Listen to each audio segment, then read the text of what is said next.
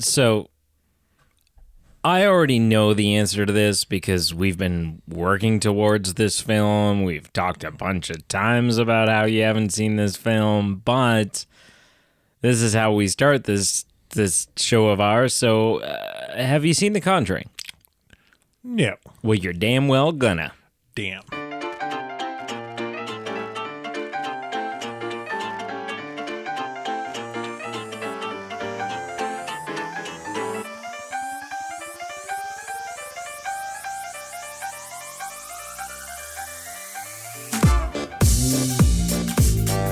Before we get into anything,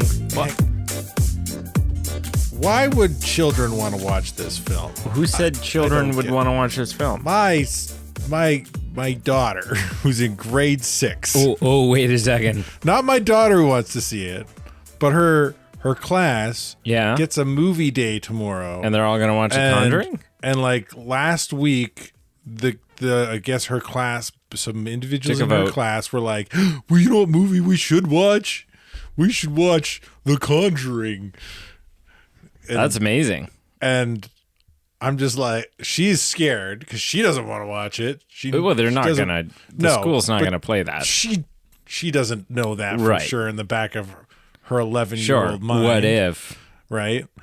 But like, what kid wants to watch this crap? The children of drug addicts. And apparently. Yeah. Question for you before we touch on any of this movie stuff.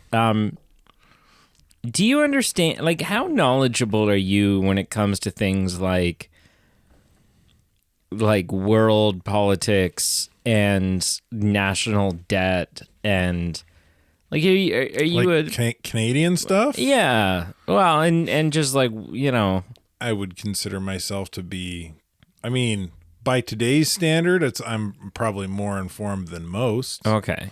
But I would reasonably informed, I would say. Two things came up in the last week, and they both have me, like, as an adult who doesn't give a shit, but also probably should, and has never looked into them, has me scratching my head.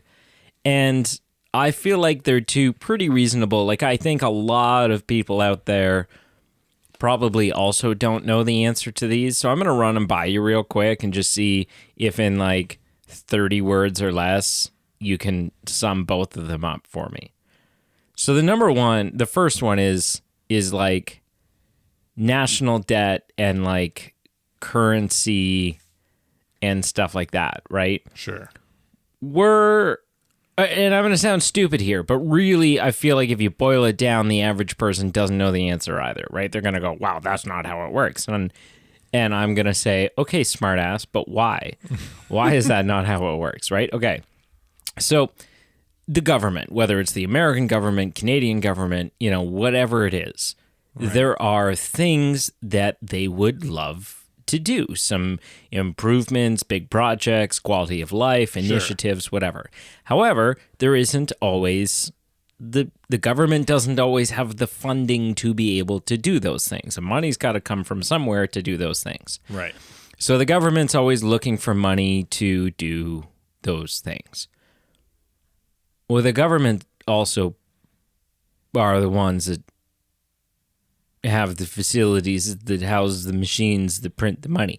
And listen, I know there's a big complicated answer here, but one can't help but, you know, they're like, well, you know, we can't do such and such a program, or we can't, you know, we can't guarantee income to everyone that's under the, because we just, and there's a part of me that's like, well, push the print button, jackass. Like, what do you, like, I don't.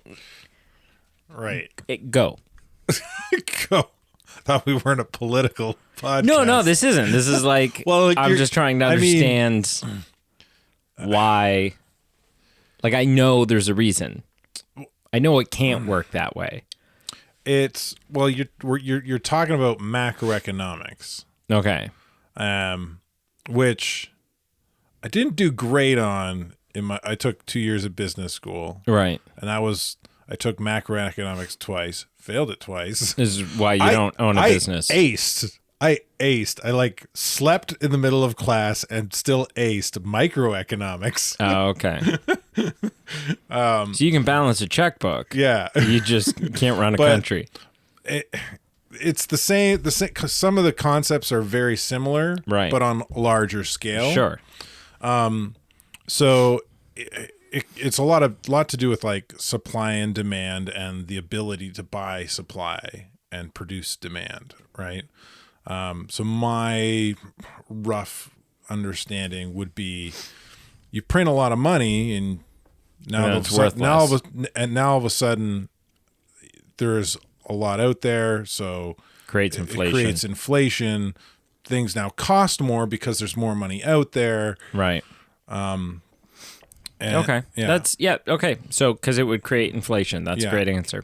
Number two is, we're living in a time right now where things are getting dicey globally in terms there are tensions, there are countries that are throwing They're at war. some stuff heat-wise but not just that. You have countries that are at war, but then you have several large world powers that are Throwing shade. vocally backing and saying, well, we'll go to bat for both sides, have big world power backers behind them. Sure.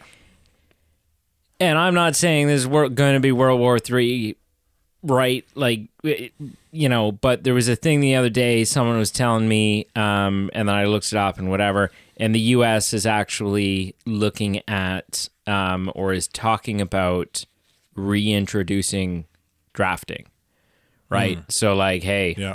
if this shit all goes sour and you're between the ages of 18 and, whatever, guess what, son? Yeah. You're gonna fight. And so, which I'm like, okay, that seems pretty. So I was chatting with war about war with someone the other day, Right. and we were talking about like, man, could the world even survive World War III? Like, is that even, or are we all just screwed? Well, at I mean, that we've point? both played Fallout. Right. Well, no, but here's the thing. So excellent point. So Fallout is all about nuclear fallout from nuclear. And I was like, isn't there a thing though where like, because there's like war crimes. Yeah. And one of the things that I'm pretty sure you're like kind of not allowed to do is use nuclear bombs. Well, I mean, war crimes only. Or mustard gas, right? Mustard gas was outlawed. Mustard gas, flamethrowers. Right. Yeah, there's lots of stuff that's like outlawed by the like a world right conglomerate of governments. So, but here's the thing, and this is nations. what I don't understand. NATO or who right? To me, this is the same as like no fighting dirty on the school ground. But here's the thing, right? I don't know if I'm cutting you off. I am cutting you off. Well, let me I don't know just if finish the sentence. Okay. I just don't understand. Like that sounds great. That sounds all well and fine. I'm all for not launching nukes, 100%, because I've played Fallout. But I just don't understand, because to me it's like, well, we're gonna kill you. Well, we're gonna kill you too. Okay, but let's agree not to be dicks about this, right? Like, I don't understand why. Like, I understand. Yeah. If one side wants to kill and dominate the other side. What's the question here?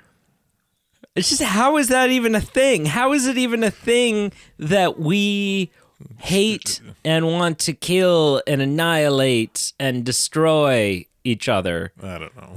But we're all like, okay, but let's agree that nuclear bombs isn't good for anybody. Well, yeah. And that's like, I mean, nuclear bombs ain't good for everybody. Yet, all these world powers have or are trying. We all have nukes. We don't all have nukes, but does Canada have nukes? No, we don't have nukes that we know of. That's what we know of. That we know of, right? But like, there heard it here first. There are Russia. There are world powers that do have them, and that Right. want to have them. right? And it's kind of like the deterrent to the deterrent is to have the thing to keep them to the same thing. Okay, well, But so anyway, that didn't make any sense to me, but yeah, like kind of you can't shoot me because I got a gun too. right. Right? We both die if you start shooting. Mexican standoff. But like realistically, war crimes only exist if the powers that enforce the war crimes exist after the war. We do have, And on top of that, like it's kind of like history is written by the victor kind of thing, right? Like war crimes are only enforced by the victor. I was getting worried for a second here because I'm like, we're in Canada. We're talking about war. We're talking about nukes. We're talking about all this stuff. I went and I checked out our analytics, and in the last Analytics for what? for the podcast, for the show. Okay. And in the last 24 months, in the last 2 years, we've only had one listener in Russia. Okay. So I think, guys, KGB. that guy, I think we're fine. No, it could be KGB. I think we're okay. Is He's KGB still a thing? I don't even know this. Probably. I don't even. That was like a 70s thing or an 80s thing, right? It's special forces. Does Canada have We don't have KGB. nukes? We have special forces. Canada has not officially maintained and officially maintained and possessed weapons of mass destruction since 1984, and as of 1998 has signed treaties repudiating possession of them. Repudiating. Canada ratified the Geneva Protocol in 1930 and the Nuclear Non-Proliferation Treaty in 1970. I'm sure we have nukes. Why? That's a piece of paper. Northwest Territories. It's a piece of paper. Somewhere up in the cold. We have a military base up in the North Pole. Yep. What the hell? I've got. I mean, I've had a cousin. Whoa. Did many couple of my cousins get stationed up there? You're gonna get. I know one of my cousins secrets? got stationed up. It's not secret. All right. She's just in the kind of standard armed forces. She's got the football. But she was up there a few times. She married a guy who was in Canadian Special Forces. Yeah. Like when they were like right around the time they were first married or still dating. Yeah. At like a family Christmas. Yeah. So somebody was like, "So yeah, you're the Canadian military, yeah, Special Forces. Yeah. Where you been? Places I can't tell you. You don't even know exist, and I can't talk to you about." Yeah, it's like okay. So I know a guy, and we'll end with this, and then we'll get to the movie. But I know a guy who knows that I know this guy, but I was talking to a guy who was talking to this guy, and I'm not going to name any names. But this guy, for many years, has had one of those upper government special forces kind of jobs where you live within a certain distance of the airport and you kind of always have a bag packed. And you get that call and you've got 2 hours before your flight leaves. You don't know when you're going, where you're going, when you'll be back. And when you get home 2 months later to your wife and your kids and your family, none of them ever find out where you were. Yeah. Or what you did. Yeah. Right. But he's now more stationed in Ottawa doing like heading up security. Paperwork. No, heading up security for Canada type of thing, like a more and so he was just talking about some of the different hackery shit, and he's like, yeah, you can have your little VPNs, you can have your little what he says, we'll just hack you, right? We'll get into whatever we need to get into.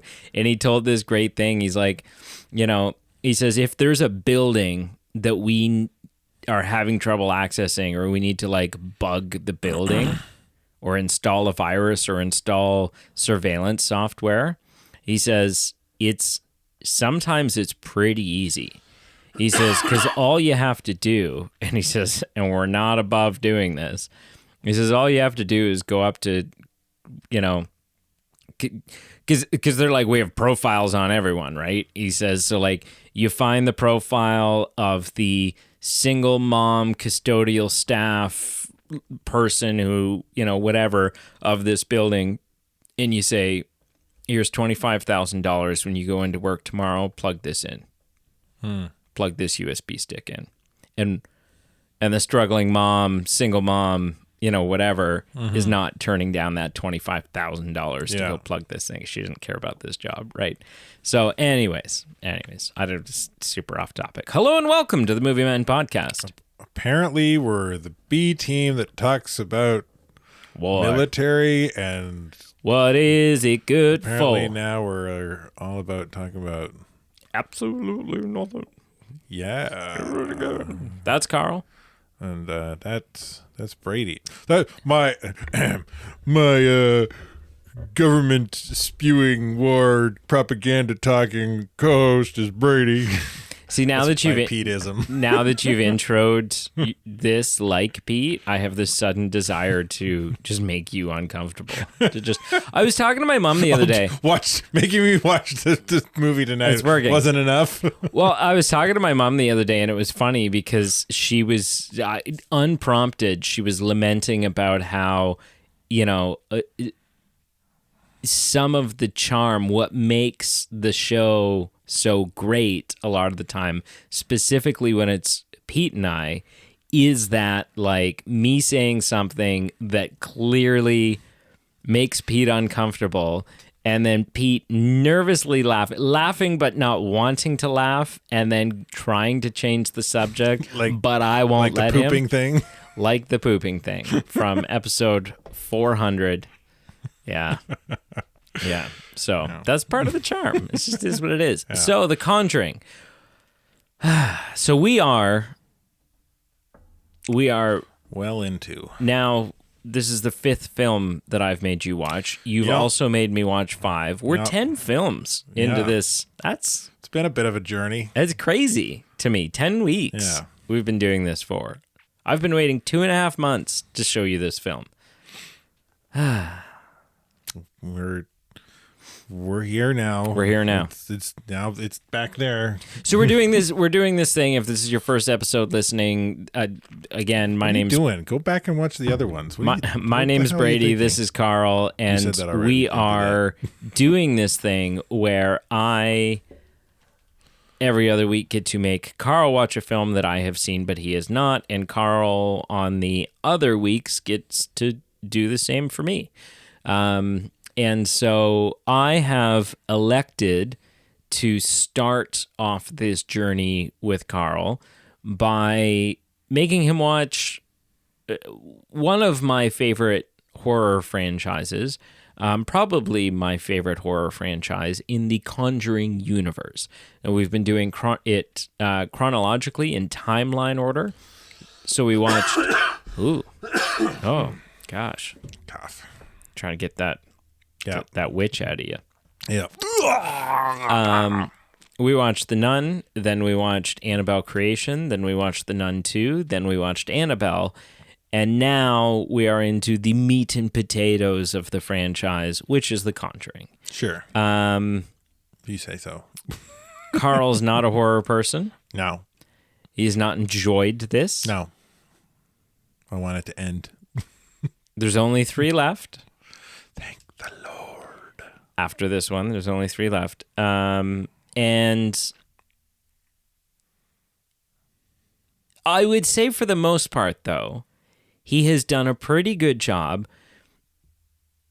The Nun 2 notwithstanding, he's done a pretty good job at going, okay, I hate this, I hate it, I hate it. However, let's break this down and look at it objectively, and really kind of. The Nun 2, he was just a bad sport. Yeah. It was a rough night. He was a little constipated. I don't have any excuse. I didn't want to watch it. I didn't want to do it. I'd do it anyway. Yeah. So okay, and the Conjuring films, like, this is what I kind of kept saying. Okay, just bear with me. I said, because, you're getting this couple, this real life couple, Ed and Lorraine Warren, sort of teased at you throughout these films. Yeah. And this is really the film where you also start to see some connective tissue where they all sort of come together a little bit. Right. Because you now have Ed and Lorraine Warren as the main characters of this franchise. Mm-hmm. You have the Annabelle doll is now in their possession, locked up in their museum of supernatural artifacts. And not long before the events of this film, they are a part of an exorcism done on Frenchie, who was the French-Canadian caretaker guy who was possessed by Valak. And that exorcism didn't work. Frenchie ends up dying. But something about that experience, we don't get too many details. Something about that experience took a good chunk out of Lorraine. I didn't really understand. Like, there was we're getting into a little bit of the story before first initial impressions. Oh here, yeah, but, right. They said he killed his wife and daughter. Yep. But at the end of The Nun 2, that was not his wife and daughter. No. And he was like known to be possessed at the end of that. So my assumption, like timeline wise, things aren't lining up here for me. You know what? You see what I'm saying? Yeah, I'm just looking up a timeline real quick. Like just to see. He didn't kill anybody before The Nun 2. So The Nun 2 takes place in 1956. Right. This film takes place in 1971. So there's a bunch of time there. Right. Where Frenchie could have... But they I'm not wrong, right? They knew he was possessed at the end of that film. They did. They did. Like the sister. The sister knew. Yeah, but she's part of the church. Yes. Like, they're not letting Frenchie go without an exorcism. And maybe they thought I'm trying to remember how that one ends. What ends up happening to Frenchie? Does he just disappear? I feel like my memory makes me think about that the ending is all sunshine and roses. Right. Because they defeated Valak. At the end of The Nun 2. And he ends up kind of like, I don't know. It made it, I don't know. So let's, because that's important. Anyway, well, it is and it isn't. So let's do initial there could impressions. Be a little, like, this could be a soft retcon to the ending of. Well, I guess it wouldn't be the ending of The Nun. It would be a soft retcon to what they say in this.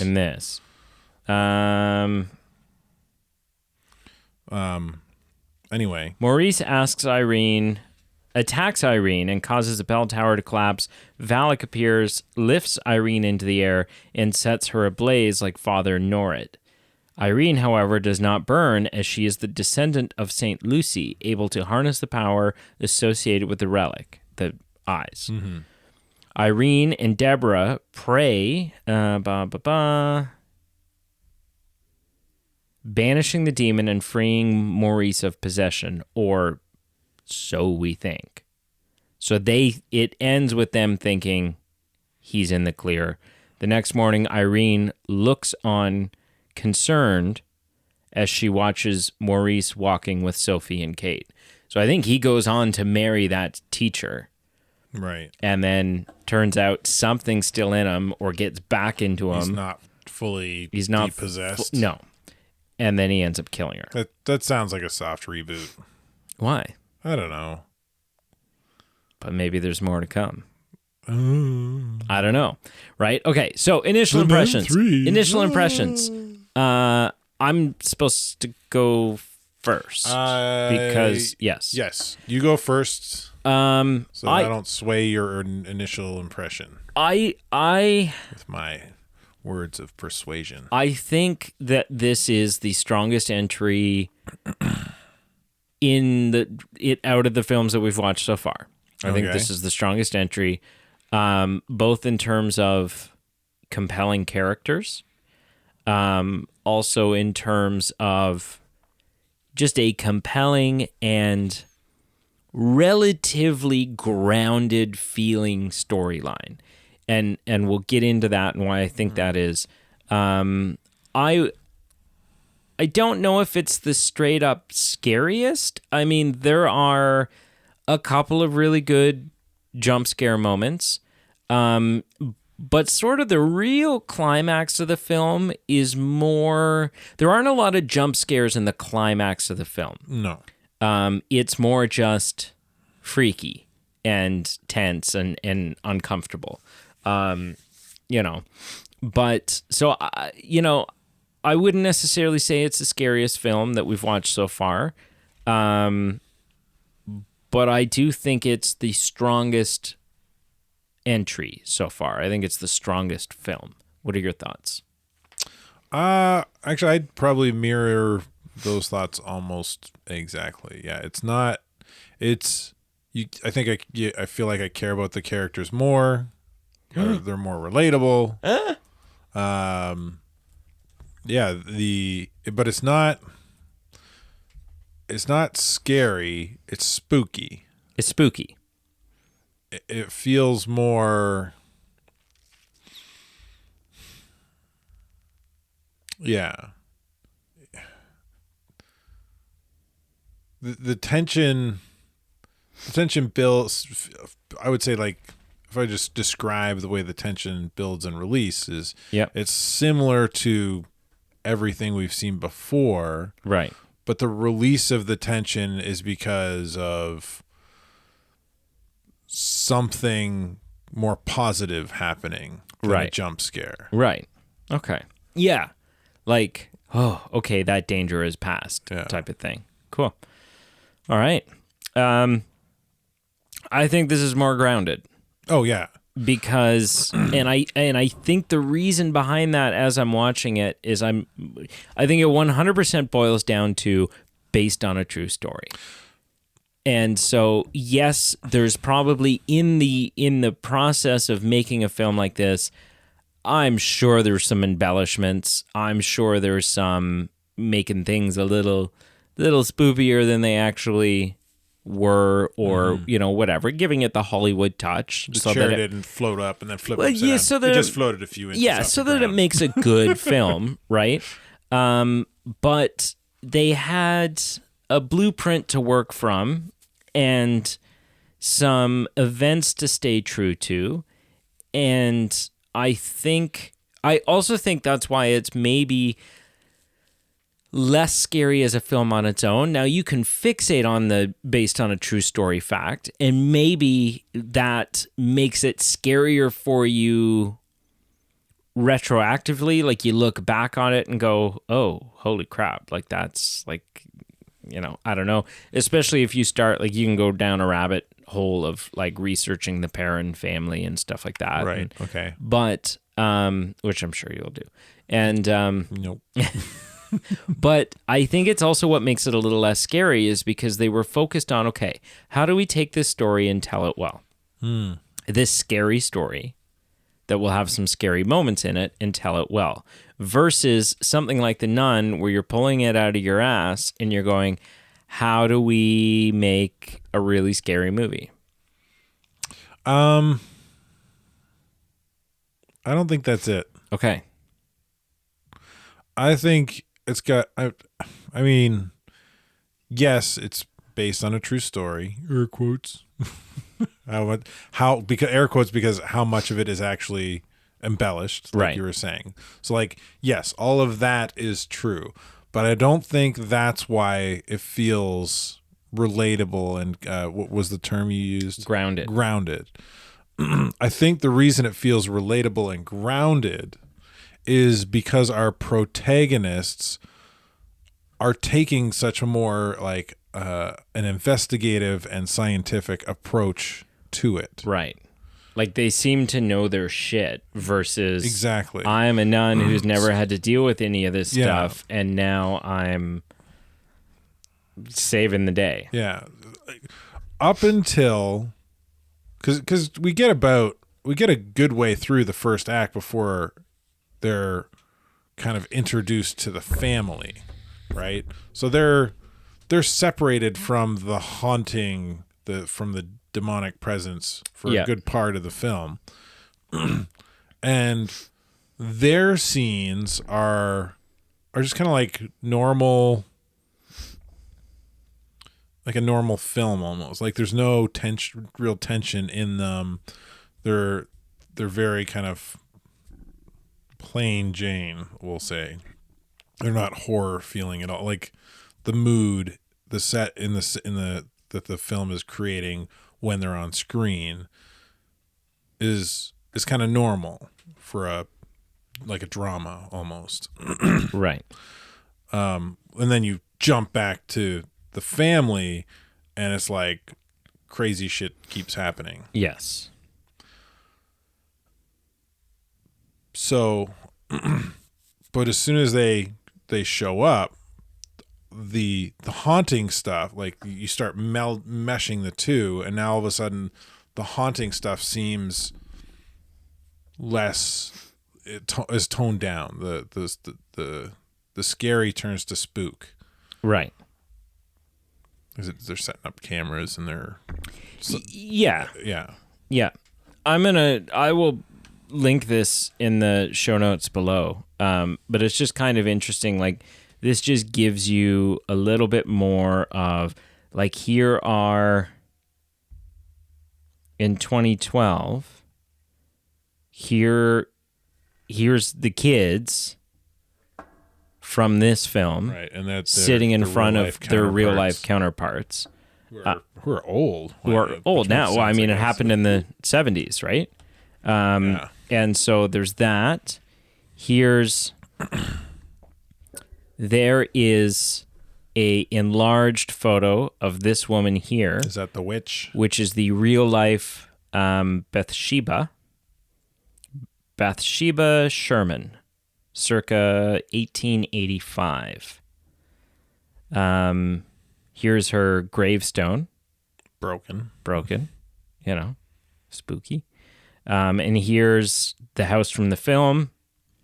Here's the real life house. Oh, wow. That's way different. It's way different. The house in the film looks like a haunted house from a movie, right? This looks like... It's more of a farmhouse, where the film and the movie is more of a... like colonial type. Yeah, a colonial house you'd find in the bayou. Yeah. And then there's... It's very much like Backyard Bayou. There's... in Ed and Lorraine Warren's House of Horrors, there is the real life Raggedy Ann Annabelle doll in her glass case with the warning signs, just as she appears in this franchise. Yeah. So just some fun sort of weird. So you kind of like the Warrens. Well, I mean, they're played by good actors. Well, I only recognize the one actor. Who? Patrick Wilson? Or Vera? His name is Ron Livingston. Right. No. But I mean the Warrens, Ed and Lorraine. Well, yeah, they were the actors who played them made them feel very grounded and real, and yeah, it was good. So does now, having been introduced to Ed and Lorraine Warren, does that give you any, not anticipation moving forward, or does it go, okay, I could be down for some more films where these two are on the case? No, I don't want to watch more. Okay, why would I want to watch more of this? Well, because this was less scary. I'll give you that it's more intriguing than what we have been watching. Right. but I still don't want to move forward. And interestingly, like when we watched The Nun, it was scary. When we watched Annabelle Creation, not really. When we watched The Nun 2, okay, now we're back to scary. And when we watched Annabelle, not so scary. And this one, we're like, it's not as scary. But both of the times that we said that for the 2 Annabelle films, we treated it as a detriment to the film, right? We treated it as, here's the reasons why they failed. This is why it wasn't scary. Does this one not feeling as scary as The Nun feel like a detriment? Because to me, it doesn't. Well, I don't think they're trying. They're not going for that. It doesn't feel like. No. They're not. That's not the kind of film they're trying to make. No, it's almost like a supernatural both thriller. Annabelles and both Nuns. That's what they're trying. They're trying to do horror accomplish. films. They're trying to get the scares. They're trying to make you terrified to go home in the dark. Yeah, where this feels more almost like a supernatural thriller with some solid jump scares in it. Yeah, so for good. Sure. So good. Yeah. Do you buy it? That it happened? Yeah. Did you buy the story? I mean, take it with a grain of salt because you haven't read any of the articles. You haven't done any investigative research for yourself. I don't not believe it. Okay. I mean, sure. Kind of like on our 400 episode, right? Like, right. I don't not believe it. I don't fully believe aliens. it. I would label myself a skeptic. A skeptic. But in this kind of instance, because I'm a man of faith, and I'm not, because I believe in God, I know that there are also evil spiritual powers out there. Things that go bump in the night. Yeah. Well, I wouldn't call them bump in the night scary things, but there are evil forces against the kind of the good works. But I didn't know if witches. I would give it more, even though I would be skeptical of something like this. I would still give it more credence than something like aliens or Bigfoot. Okay, I just didn't know because obviously we've discussed that with the demon centric films. This one didn't have any demons in it, right? This is a witch who has, through the horrible acts that she's done, maybe she put a curse on the house or a curse on those objects or, whatever it was. Her spirit lingered around. I didn't know if that changed things, right? If you're like, well, I'm on board with this demon stuff, but 1800s, 19th century witches that are haunting the house and possessing it and stuff. That's a totally different box of crackers. Right. So I didn't know if that, Yeah, I don't know. Okay. Interesting. Cool. But either way, you believe when it comes up on the screen and says based on a true story, that's different than it saying all of this actually happened. Yeah. It's a story. It's a true story in the sense that you believe that there was an Ed and Lorraine Warren, that they traveled the United States and wherever, obviously. and that this Perrin family moved into a house and at the very least claimed that some horrible things happened and that Ed and Lorraine went, investigated it, and corroborated their story. Yeah, and I wouldn't...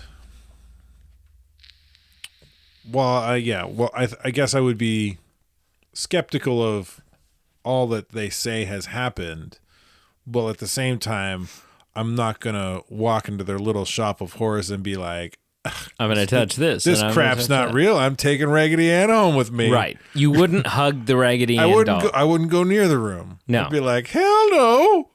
I'm good. Even though once a month it's... You believe it? That's enough for me. It's blessed by a priest once a month to this day. Yeah. Even though Ed and Lorraine, I believe, are both... I think they've both passed away now. One passed away maybe 15 years ago or so. And and I think Ed died in the early 2000s, and I think Lorraine died maybe 5 years ago. So she would have seen this, which would be an interesting... Put her sign off on it. Would just be interesting to see like something... Would she have seen it though? Oh, I'm sure. You think? Yeah, I'm sure. I don't know. If you I don't know if I'd want to watch a film about the story of my life, especially if it's got messed up stuff like this in it. I can see maybe not wanting to watch a film about the story of your life. I don't think the messed up stuff they keep all that shit in their house, right? Like it doesn't. Yeah, but it's like a traumatic event. It's right. I'm not drawing a direct parallel here. So like, if you're a keyboard warrior, don't be like, oh, that's not the same thing at all in the comments, because screw you. But it's like as veterans, right? Right. Like, is a veteran gonna want to watch a film about their worst experience in the war? I mean, they went to go. A lot of veterans went to go see Saving Private Ryan. Did they? Oh yeah. Oh, you can read the articles on it. They like were passing out and like couldn't handle it and had to leave, and like it was an awful traumatic experience for them. Yeah. Like, but why would you want to? A big part of the marketing for that film was that Spielberg had sat a bunch of real World War II veterans down and had been they had to have paid them. Look at this. I bet you they were like, I imagine a bunch of them were like, hell no. And he was like, I'll give you $10,000. I mean, okay. you can read the articles and interviews and stuff like that of survivors who have watched and given feedback on the various Titanic films throughout the years. Yeah. Right. I don't know. So it all depends, right? It all depends. I'm sure there were also Titanic survivors that were like, no, go to hell. Yeah. Why would I? No. Right? The film like this shouldn't even be made. Yeah. But, cool. So, I don't really know if... I mean, I was nervous going into this. I'll tell you that. Because I was like, because I was like, so far I've introduced all of these films going... Yeah, I mean, it's not the strongest it's not the strongest, right? And this one, I will say, is the strongest we've watched so far. I don't know. I don't have an answer on whether or not I think it's the strongest of the franchise or not. That will sort of be a part of my journey as we move forward. You have seen all these yourself. I've seen them all. Okay. Some of them only twice.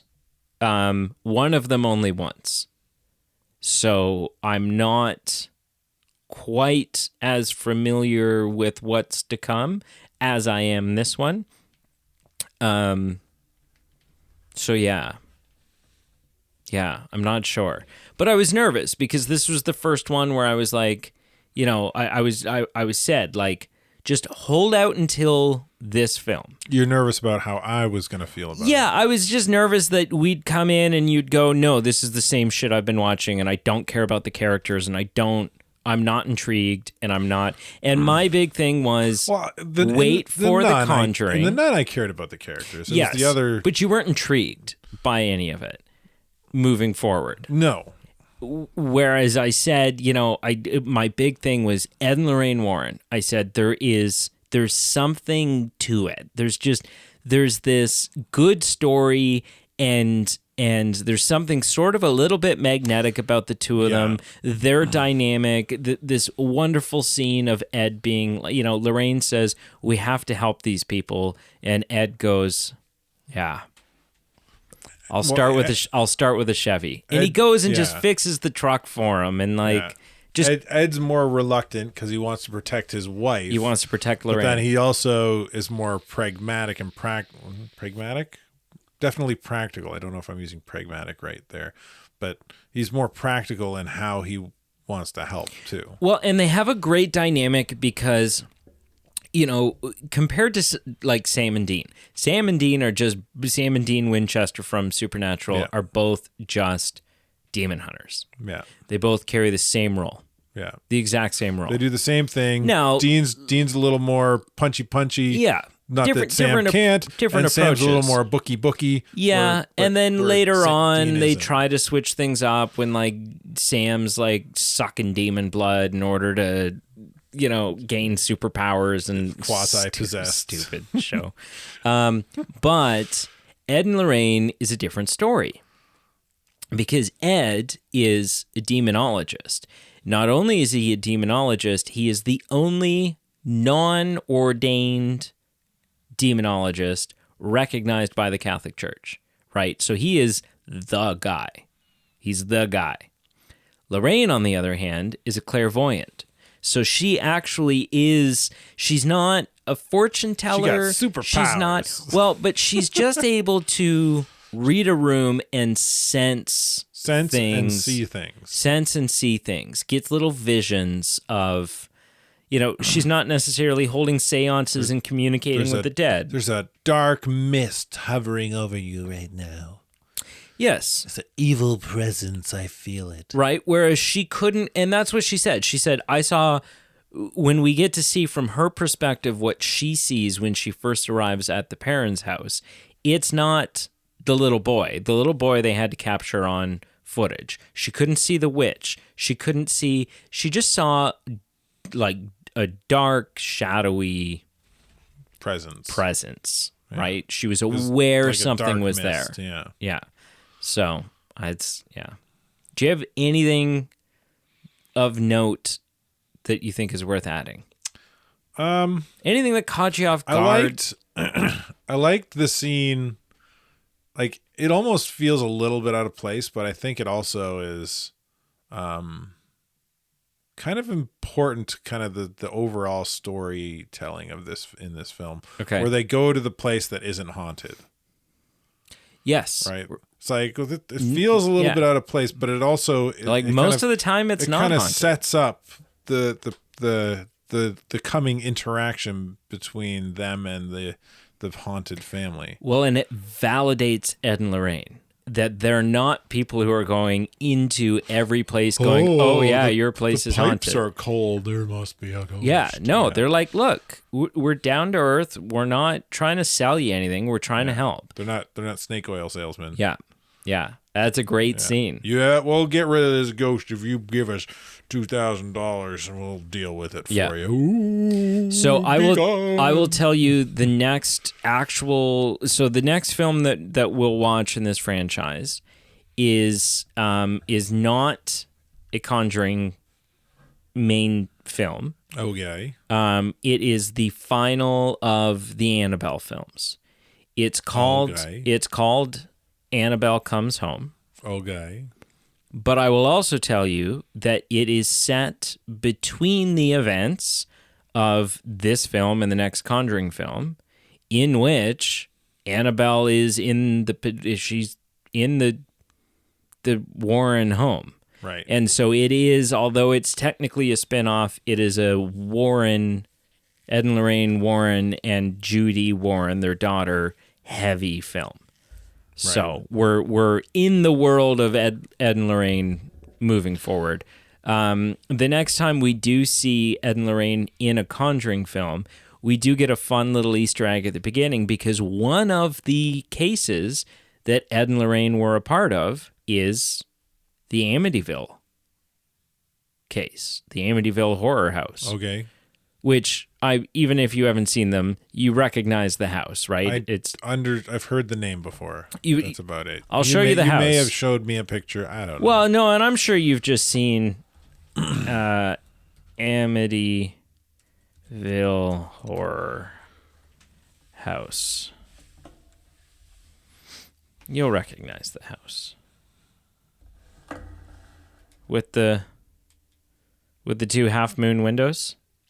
Never seen that picture. You've never seen that house? No. Okay. Anyways, very, very, very, very looks like a spooky face. Very famous haunting in North American history. And so we get to see it's the next Conjuring film isn't about that case. We don't get a Conjuring film about the Amityville horror house. But we do get to see, sort of them Much in like the beginning of this one, we got that. This isn't a film about Annabelle, but we get to see them working the Annabelle case.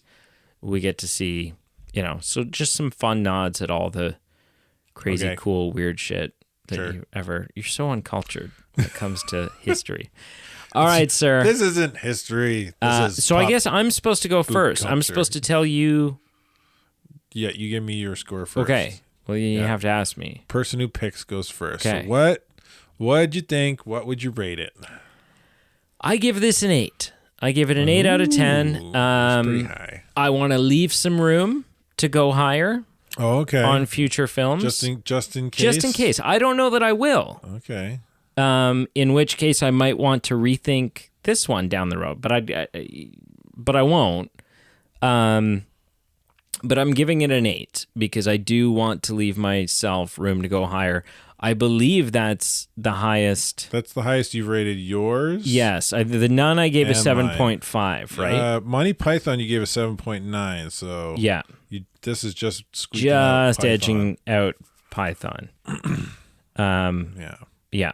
So I give it an 8 out of 10. Man, what's with your 0.9s, 0.2s? What? Can you just give 0.5 is not a round number, but it's a lot more round than a Well, the point I told you why the 0.9, right? I was like, I just didn't want. I couldn't give it an 8. Good explanation. I couldn't give it an 8, but it sure, okay, felt damn close. So it's always like, well, it's just a little bit, All right. It's a 7, but You're it's a 7. You're not that into rounding has, up. I get it. I get it. No, I hear you. I believe in the penny. Damn it, I believe in the penny. Those little copper coins worth something, even though they're not worth anything compared to the actual cost of the dollar. If you're listening from around the world and you come from a country that has pennies or 1 cent pieces, God, 10 years ago? It's been a long time now. They're pretty close, probably. Canada ditched that, and so now our lowest everything rounds up to 5. Yeah, our lowest increment, it's just pretty much what cent I do piece with is our nickel movie reviews, which is rounded to the 0.5. Carl's a nickel man. Yep. I'm a penny guy. So penny's like big fat that copper. I'm sure the copper is worth more than the nickel is, but I don't know. I don't know the cost of nickel. I just know that copper is damn expensive. On a scale of 0 to 10, how would you rank The Conjuring? So, this is definitely the best film you've made me watch. It's not, I don't think I'd classify it as a horror film. Okay. It's still not something I would have wanted to watch or want to watch again, or want your daughter watching at school next week. My daughter watching at school next week. That's so crazy. Apparently, they're going to watch Jumanji. So, giant spiders and stuff. She's already seen it. The original Robin Williams. I'm not sure which one, but because that's she's the only real Jumanji film. But the Drews. Is that the Lorraine? Yeah, the Drews. The Drews? Lorraine Drew? Warren. Where did I get Drew from? I don't know. Warrens. The Warrens. Yeah. While they are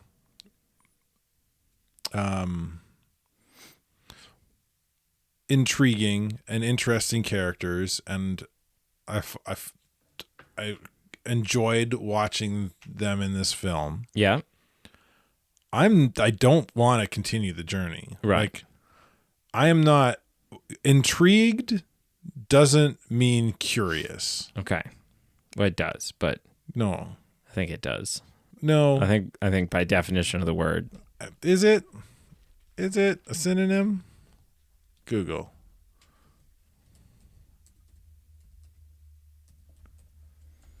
Intrigued means arouse the curiosity or interest of. Also, fascinate. I was intrigued by your question.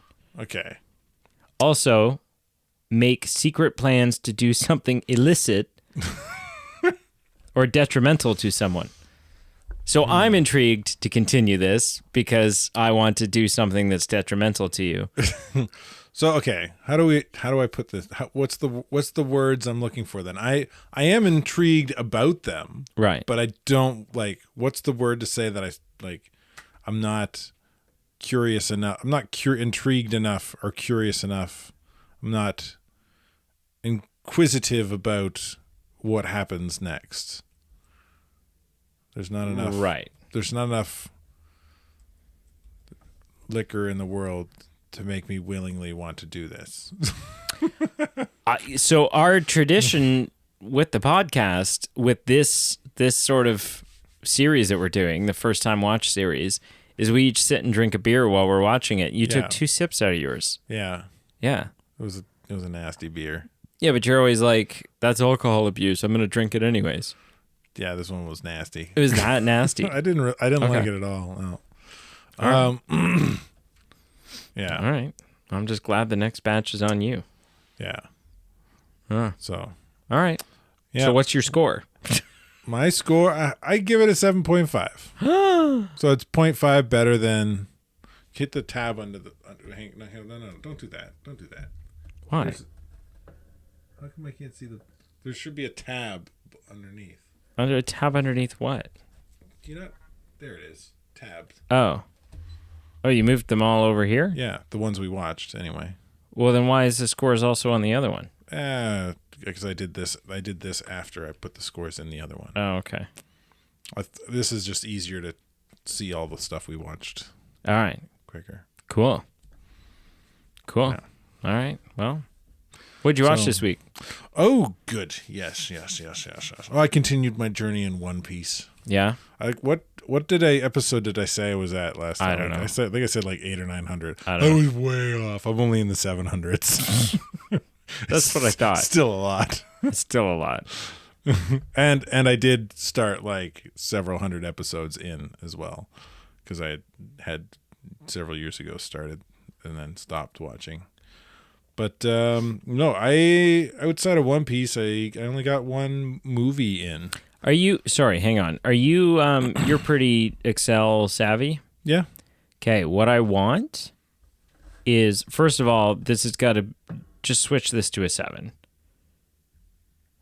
You're 7.5? No, you're 2 and 7. No, because I gave it a 2. Well, no, and because I gave then it a 7. no, because that's going to screw up ultimately what we need to do here.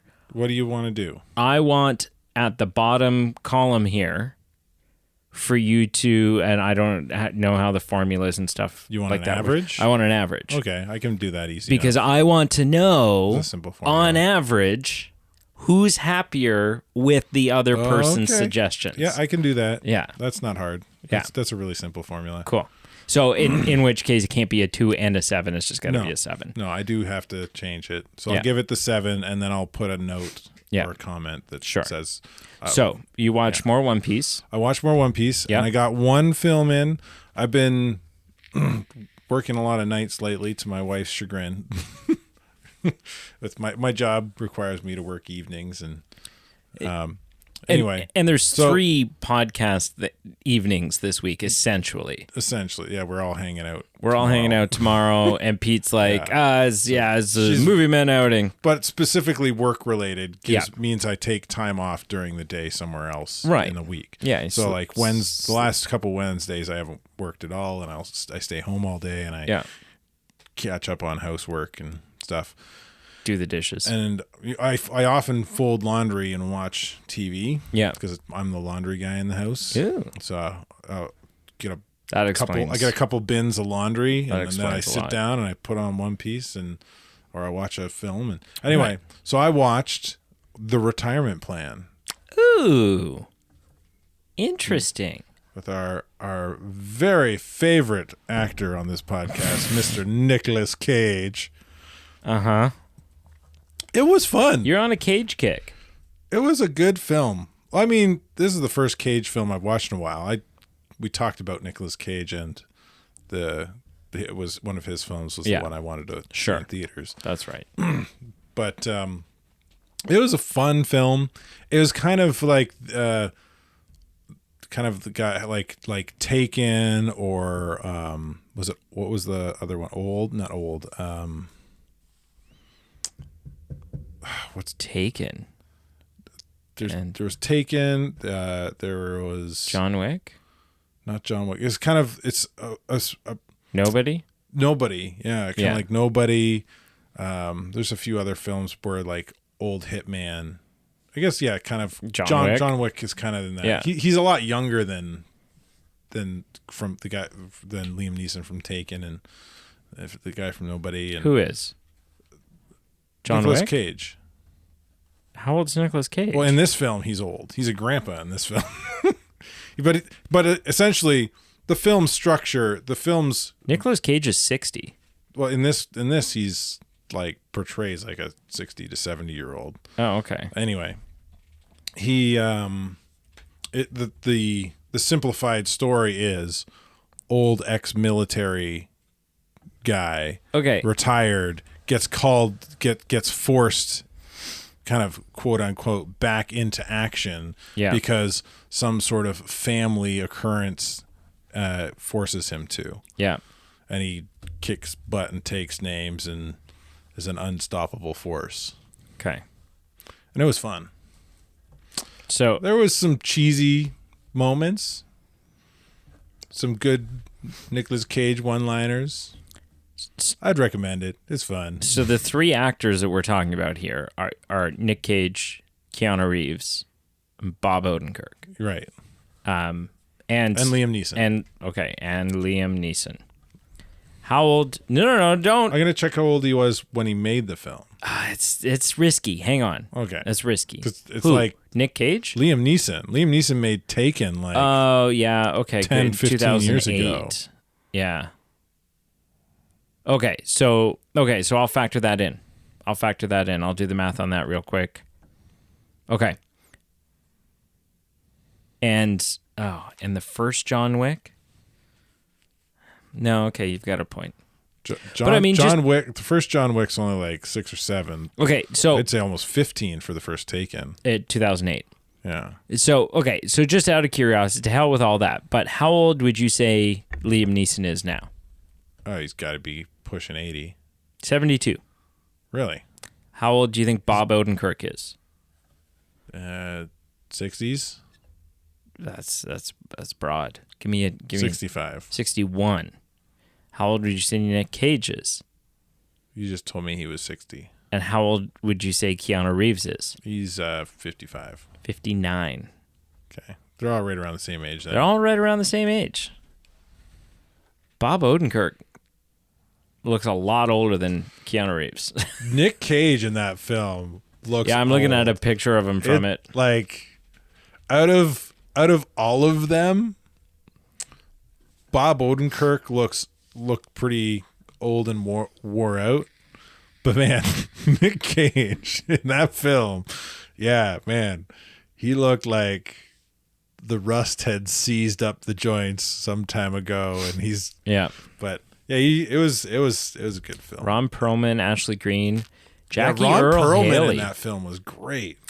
I'm not I like Ron Perlman. a Ron Perlman fan. No, I mean, I don't dislike him, but I don't get like some people get real excited about him. They're like Perlman heads. Yeah. Whatever. I think he did a great. There are some people that don't like it, but I think he did an amazing job as Hellboy. Like, really portrayed Hellboy well. So you know what? Here's the thing, because I was thinking about this the other day, because obviously we've only had 2 on-screen Hellboys. We've had Ron Perlman and we've had David Harbour. Yeah. The David Harbour movie was garbage. Did you see it? Yeah. So the David Harbour Hellboy movie was absolute garbage. But David Harbour was not a bad Hellboy. No. Like, he did a great job, and he was a great pick for the character. He kind of has that. He does. He embodied it well. It was just a shit film. He's got the build for it. Yeah, he just got done dirty by a shit script and a bad movie. Yeah. But anyways, that's I think a lot of people have the same issues with the first. Well, not so much the first one, more the second Hellboy. army of whatever it is. The real man, they should have let them make that into a trilogy because it was supposed to be a trilogy. Golden Army. Yeah. But man, yeah. Maybe it'll still happen. Nah, too late for that. Ron Perlman won't do it. He's too old. How old's Ron Perlman? I don't know, probably same age as Nick Cage. 74. Oh, he's a little older. He was fun in this film. He was really good. Cool. That's what you watched? That's all I watched, yeah. So I watched... What did you watch? 3 things. One inspired by you.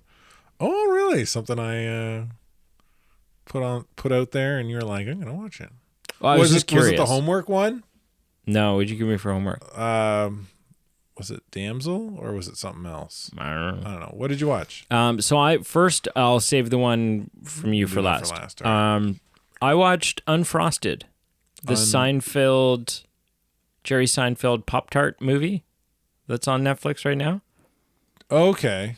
Have you don't know anything about this? No, I've seen the trailers. It's like a mockumentary. It's a mockumentary. Yeah. Yeah, and it is, like a comedy mockumentary. Cast-wise, we're talking Jerry Seinfeld, Christian Slater, Jim Gaffigan, Hugh Grant, Mikey Day, Patrick Warburton, Max Greenfield, Cedric the Entertainer, Bill Burr, Melissa McCarthy, Amy Schumer. Like it's just Amy Schumer. It's just like her. stacked. She's good in this though. Peter Dinklage, Andy Daly. Like it's stacked, man. Yeah. It is stacked. John Hamm, John Slattery, Fred Armisen. Did you say Jim Gaffigan? Yeah. Oh my goodness. Like it is just truly stacked. James Marsden, your best bud. Yeah. So I recommend this film. I think it's a lot of fun. Okay. It's just a lot of fun. Okay. Yeah. I might end up this might be on my list next week. And I would say Patrick Warburton? Yeah. I would did say you say him, I did. Or did I miss it? Yeah, I did. Listen, when I talk. You say names and I'm a face guy. Okay. I need to see a face to. I would say, although not interesting for everyone, appropriate for your family movie night pick. Like it's not gonna upset anyone. It's not like inappropriate. It just might not interest everybody. Laverne won't be. Yeah, you know. Yeah. So I watched that. I watched. Brienne and I have started a new series. Okay. We're like, you're done with The Simpsons. No, we're still watching The Simpsons. Oh. We started a new 40-minute show. Oh, okay. Right. So we've got our 20-minute show we watch with dinner, or, whatever. This is your before bed show. This is our, let's watch an episode or two, good. And it's a show I've seen all the way through. She's seen some of, but not in a long time, doesn't really remember much, and not since she got her nursing degree. Okay. We're watching House. Oh, that's a fun show. I love House. That's such a good. Just dick. Watching him do clinic hours, right? Yeah. Like it's so good.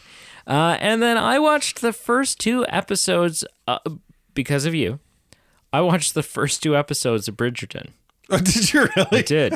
I did. Oh my goodness. What a slutty show. Oh my God, so okay. I was expecting Downton Abbey. No. And I while watching it, I don't care about nudity. I don't care about sex scenes. I don't care about obviously I don't care about nudity. So I'm like, whatever. But I was just like, man, between Conan and then now this, the man's just got a thing for boobs. This is my wife's show that I don't begrudgingly watch it. Right. It's like it's fun. It's fun. The first 2 episodes were fun. I can see myself continuing it. I'm not like. And here's I realized we watched the first half of the third season. Yeah. And at some point during that watching, I was talking to my wife and I said, you know what this is? This is just like watching a fictional 18th century version of a tabloid magazine. Yeah. Yeah. I 100%. Especially with like the what's the name of the author from the paper? Oh, I don't know. I've only seen 2 episodes. Anyway. Yeah. But I can see myself continuing it at some point. I'm not like, I can't wait for Carl to leave so that I can see the next episode. But I didn't mind it. Yeah. And that's saying a lot for me because, again, it's one of those period pieces where I'm like, And it's very much like it's a rom. Like it's a romance. There's some comedy, but it's few and far between. Yeah. See, but it's a dramatic romance. I'm weirdly selective with that stuff because I don't like period stuff. I love Anne of Green Gables. Where is the date where period stuff becomes interesting for you again? It's not. I mean, is it like it doesn't seem to be 1800s? No. See, I love. You got to be in the 1900s somewhere. I like 1950 stuff for sure. With the exception of Greece. Is that 50s? Or is that 60s? It's 50s. Yeah. But then I like Anne of Green Gables. Right. And I like Pride and Prejudice. Okay. So I don't know. So like I like Sound of Music. That's midi 30s. Middle Ages. No. Turn of the century stuff. Gray area. Yeah, gray area. Turn of the current century stuff. Turn of the century stuff. I guess it's not even current century anymore because we're in the 2000s. Yeah. Turn of the century stuff. If it was like, it's got to be the right thing though, right? Like you give me an 1800s like Nikola Tesla thing. Sure. You give me a Alexander Graham like a biopic from someone from that time, right? Like a Charles Dickens biopic. Cool. You give me an 1800s Jack the Ripper story, I'm in, right? So it all depends. It's got to be, so the further I'm getting the sense that the further back you go, the more the stars have to align with other things you're interested in. With other things I'm interested in. Yeah. 100%. 100%. Right? Yeah. Cool. Yeah. Thank you so much for listening. Make sure you check out our Facebook, Instagram, and Twitter. All listed down below. Or X, or, whatever, Elon. He's allowed to change the name of his company. Yeah, it's so dumb. It's so dumb. It's like it's a weird thing. I'll give you. It's a weird thing to change it to. I'll give you that. Yeah, like it doesn't. Like, I don't know why you'd change it from Twitter when that's already kind of like the tweet and the tweet. It's just synonymous. It was a well-established name, or so well established to X and whatting. Yeah, yeah. Xing. Yeah. So anyway. Yeah. I'll give you it's weird. Yeah, I'm gonna X this out. He's allowed to do it though. It's his company. Patreon, where for as little as $1 a month, you can support the show, get some fun perks in return, including Pete silly noises. Pete making silly noises this past week. Yeah, we went to start the show and Pete had a stroke, pretty damn near, and I was like, this is a great start to the show. Let's just roll with it. And he made us start over. Yeah. But I saved the audio and now it's on Patreon. Feet down. Yeah. And merch. Foot in the mud. Hey, we got some new stuff. Yeah. You've been hard at work. Friends make friends watch scary movies, Carl. Yeah. Yeah, they do. What are you gonna make like and the Robin Hood merch? Yeah, you got the Robin Hood one. I was just kind of like, is there gonna be one for every movie we do? Well, no. or just the class. Is there gonna be like a heroes don't kill the women at an orgy shirt. I do have. There is a shirt that's coming. It's got a blood stain on it. Yeah. And it says, "This is my flesh wound shirt." Oh, nice. So, not every film that we do, obviously.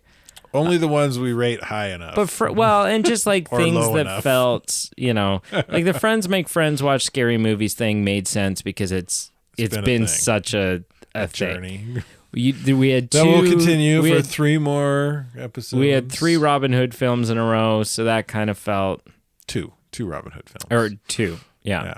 And then at some point, I won't make you watch the more recent one with what's his name from Kingsman. That was garbage. Yeah. Maybe we'll do the Kurt Russell one. Not Kurt Russell. Yeah, Kurt Russell. But That one was good. I own and that then one who on knows? DVD. Who knows what other, like I may at some point be like, okay, it's time for you and I to just start watching the Jackass movies, right? And then I've seen some of those. And maybe there's a shirt in there that is, Brady and Carl are jackasses. Yeah. Or just Carl's a jackass and Brady's a jackass. We have like team shirts. Team Brady Jackass. And it's Team like, Carl hey, Jackass. Carl, you sold another shirt. And you're like, woo. Actually, wait. I don't know how I feel about that. Why is everyone buying the shirt that says Carl's a jackass?